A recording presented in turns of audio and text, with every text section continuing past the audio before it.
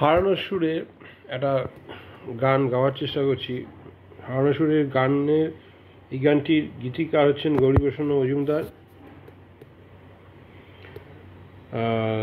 গীতিকার গৌরীপ্রসন্ন মজুমদার, সুরকার গীতা দত্ত, সুরকার হেমন্ত মুখার্জি, আর গায়িকা হচ্ছে গীতা দত্ত। তুমি যে আমার গানটির প্রথম লাইনটা হচ্ছে তুমি যে আমার, তুমি যে আমার, ও গো তুমি যে আমার, তুমি যে আমার, ও গো তুমি যে আমার, কানে কানে শুধু একবার বলো তুমি যে আমার, তুমি যে আমার, ও গো তুমি যে আমার, আমারই পরাণে আসি তুমি যে বাজাবে বাঁশি, আমারই পরাণে আসি তুমি যে বাজাবে বাঁশি, সেই তো আমারই সাধনা, চাই না তো কিছু আর, তুমি যে আমার, ও গো তুমি যে আমার,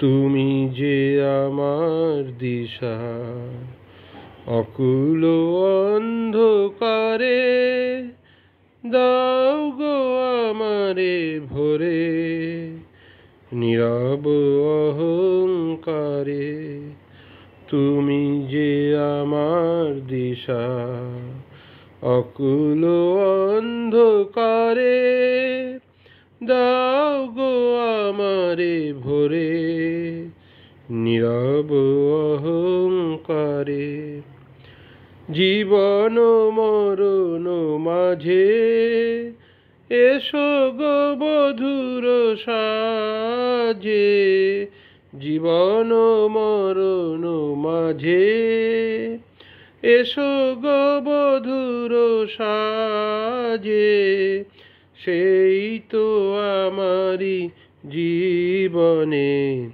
তোমারি অভিসার, তুমি যে আমার, ও গো তুমি যে আমার, কানে কানে শুধু একবার বলো তুমি যে আমার, তুমি যে আমার, ও গো তুমি যে আমার।